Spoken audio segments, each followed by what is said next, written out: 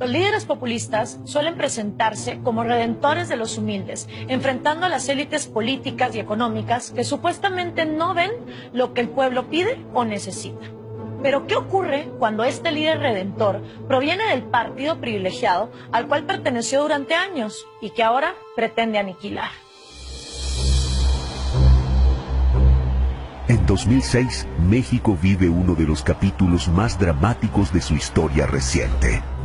Dividido por el resultado de una reñida elección presidencial, el país está atento a las decisiones del candidato derrotado, Andrés Manuel López Obrador. ¡Al diablo con sus instituciones!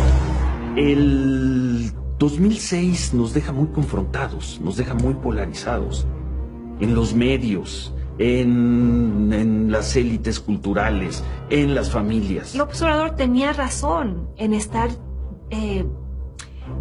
tan furibundo con las instituciones, pero creo que un demócrata llama a reconstituirlas, a refundarlas, a reinventarlas, no a mandarlas al diablo.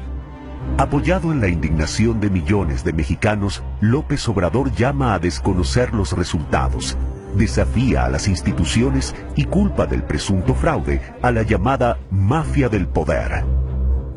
Todo aquel que discrepa, que piensa distinto o no está en su proyecto político es el antipueblo, el no pueblo. Él le llama la mafia en el poder. Desde aquel año los mexicanos se dividen también en torno a una pregunta. ¿Es López Obrador un líder populista? Yo creo que López Obrador aparece como un líder populista, sobre todo a partir del proceso electoral del 2006. Nadie hace propaganda con esa efectividad. Se supone que los líderes populistas son outsiders, ¿no? Vienen por fuera del sistema. Nadie ha crecido tanto en el sistema como Andrés Manuel López Obrador. Repite lo mismo 1000 veces. 1000 veces repite la misma historia, la misma narrativa, aunque sea mentira.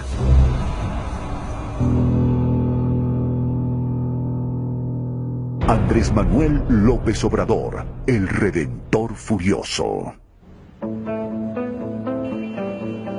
Durante muchos años, Andrés Manuel López Obrador, el político más controvertido de México, ha sido calificado como un líder populista.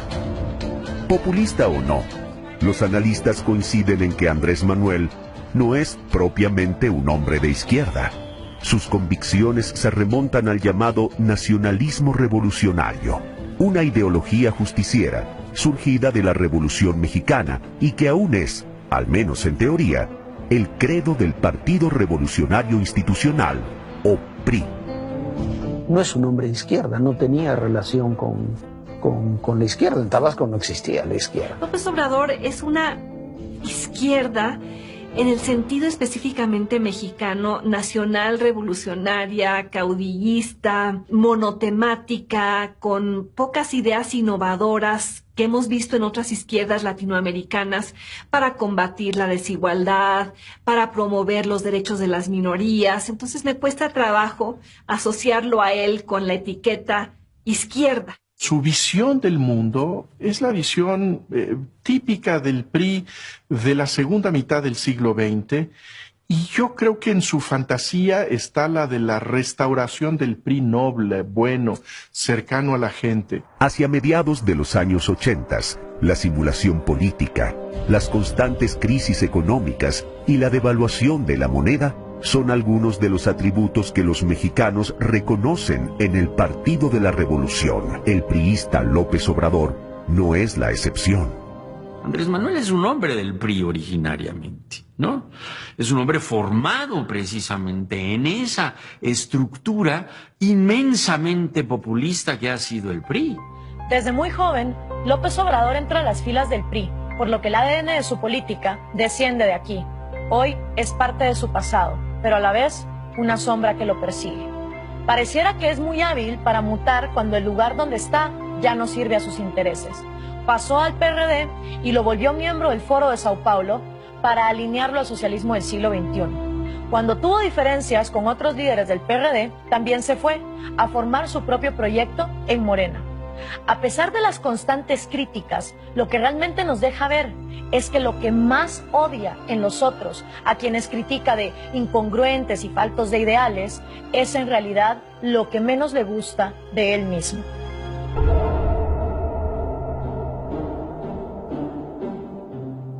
Andrés Manuel López Obrador nació en 1953, en Macuspana, un pequeño poblado del estado sureño de Tabasco, caracterizado por su riqueza natural y la pobreza de su población indígena.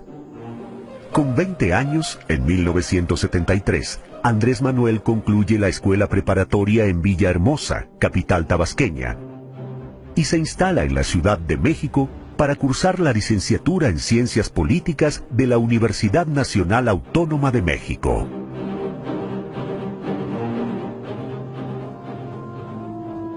A la cabeza del Instituto Nacional Indigenista de su estado natal, con tan solo 23 años, Andrés Manuel ingresa al Partido Revolucionario Institucional y se entrega a la causa indígena. En marzo de 1980, Andrés Manuel se casa con la también tabasqueña Rocío Beltrán. Para entonces, su labor entre los chontales llama la atención del candidato a gobernador de Tabasco, Enrique González Pedrero. Y en esa candidatura, Andrés Manuel participa en las consultas del programa que hace González Pedrero y acaba siendo el dirigente del PRI. Debo reconocer que no he visto a un priista con tanto misticismo como López Obrador, porque escribió personalmente un himno. Lo que te puedo decir es que no es fácil. López Obrador no le costó trabajo dejar al PRI, pues estoy convencido que nunca lo ha dejado.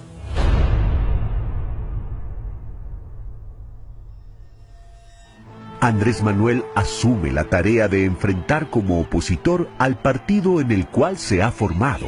En un estado profundamente priista, no resulta una tarea fácil. Y allí no tiene un buen resultado, hace su primera campaña muy de boca por boca, muy de hagamos un documento y reparte cada quien que lo reproduzca y lo reparta en 5. En una jornada electoral muy competida, el candidato del PRI, Salvador Neme Castillo, es declarado vencedor. Con tesón y habilidad organizativa, López Obrador recorre las poblaciones del estado a fin de fundar en Tabasco el nuevo Partido de la Revolución Democrática, surgido a partir del Frente Democrático Nacional. Candidato por segunda vez a la gobernatura de Tabasco, vuelve a perder una elección, ahora contra el candidato priista Roberto Madrazo. Un aniversario más de nuestra revolución. El 2 de agosto de 1996, López Obrador asume el cargo de presidente nacional del Partido de la Revolución Democrática. Porque el PRD está sumamente débil, con una lucha de fracciones internas de las distintas corrientes del PRD muy intensa, lo que le llamamos ahora las tribus del PRD, de lucha muy intensa, y eso le permite a Andrés Manuel tomar una preeminencia política que antes no tenía. Pero el que lo coloca a Andrés Manuel como presidente del PRD es Cuauhtémoc Cárdenas. El perredista Cuauhtémoc Cárdenas gana la jefatura del Distrito Federal, el cargo de mayor importancia después del presidente de la República. Para aquellos que piensan que Andrés Manuel no es más que un provocador, bueno para cerrar carreteras y tomar pozos petroleros, su gestión al frente del PRD le lleva a nuevas alturas, pero también le atrae nuevos enemigos. En julio de 2000, tras perder por tercera ocasión la presidencia de la República, Cuauhtémoc Cárdenas se ve obligado a levantar la mano de Andrés Manuel López Obrador, el recién electo jefe de gobierno del Distrito Federal. Para el líder moral de la izquierda mexicana, el alumno ha crecido demasiado, el hijo se ha tornado mayor de edad y el antiguo protegido ha dejado de serlo. Yo no sé qué pasó, estamos en el Zócalo esperando ver a López Obrador y había perdido Cuauhtémoc. Y entonces Cuauhtémoc le agarra la mano como enojado y le dice, pero vas a defender los derechos y como pidiéndole honestidad, ¿no? O integridad, no sé qué bronca traían, pero se me hizo así como en un momento muy eufórico, como cierto reclamo al alzarle la mano a López Obrador. Algo pasa en la campaña del 2000. Cuauhtémoc Cárdenas es por tercera vez candidato a la presidencia, se desfonda, la pelea queda claramente marcada entre Vicente Fox y Francisco Labastida, y Andrés Manuel es el candidato al gobierno de la ciudad. Algo pasa ahí, algo que nadie ha terminado de contar bien. Y en ese momento, con esa pérdida, creo que López Obrador llena el vacío que la disminución de Cuauhtémoc Cárdenas había dejado tras de sí.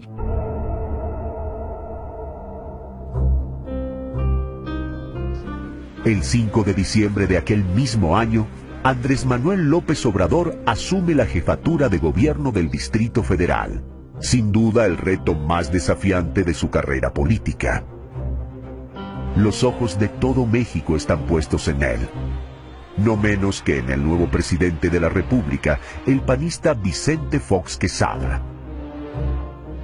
Pendientes siempre el uno del otro, el presidente y el jefe de gobierno compiten diariamente ante los medios y ante la opinión pública, a través de las llamadas conferencias mañaneras. Sin embargo, López Obrador se adelanta a Fox también en este terreno. Él tenía esta costumbre de convocar a los medios a las 6 de la mañana, donde hablaba 5 o 10 minutos de temas que tenían que ver estrictamente con la ciudad, y después se dedicaba a comentar sobre los temas nacionales, a opinar sobre Vicente Fox, a opinar sobre el TLC, y él entendía que los reporteros de la mañana, los de su fuente, a quienes alimentaba de manera cotidiana, salían, escribían una nota y esa era la nota del día. Él dominaba los temas, dominaba la cobertura mediática. La capacidad que tenía para simbolizar y personalizar todos los conflictos y resolverlos, presentarlos. La capacidad que tuvo para marcar el discurso político, tonos y ritmos de la vida pública, no solo en la ciudad, sino en el país. La forma exitosísima que tuvo desde la oposición de salir a confrontar al entonces tremendamente poderoso y atractivo presidente Fox. En la antesala de una nueva elección presidencial, el candidato a vencer es López Obrador. Dispuestos a detenerlo, sus oponentes entregan a la televisión algunos videos donde se exhibe en actos de corrupción a algunos colaboradores cercanos a López Obrador, como el secretario de Finanzas del Distrito Federal, Gustavo Ponce, el delegado en Tlalpan, Carlos Imas, y el secretario particular y operador político de Andrés Manuel, René Bejarano. Detrás de las grabaciones se encuentra el empresario Carlos Ahumada, presuntamente defraudado y extorsionado por miembros del gobierno capitalino. ¿A qué responden los videoescándalos? Si vemos la mecánica de los hechos, responden a que había un contratista desesperado por cobrar un dinero que le debían y que tomó la decisión de empezar a grabar a personajes del gobierno de Andrés Manuel López Obrador y que en su desesperación coloque esos videos en manos de los políticos más adversos, más hostiles a Andrés Manuel López Obrador. Y bueno, Andrés allí armó la tesis de que era un complot en contra de él y él se deslindó de estas personas y de estos casos. Y bueno, ahí se empezó a enconar el ambiente rumbo a la elección del 2006. Desde el caudillo tabasqueño que secuestraba pozos petroleros, al dirigente partidista y al moderado jefe de gobierno, López Obrador transita ahora hacia una nueva dimensión, la de un apasionado líder populista.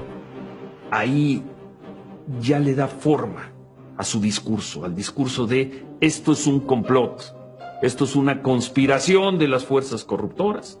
No sé cómo las llamaba en aquel entonces, todavía no era la mafia del poder, pero eran las fuerzas corruptoras de los corruptos de siempre, Salinas, Diego, los mismos, contra nosotros. ¿Y por qué contra nosotros? Porque nosotros somos los traductores, intérpretes, embajadores y representantes del pueblo bueno.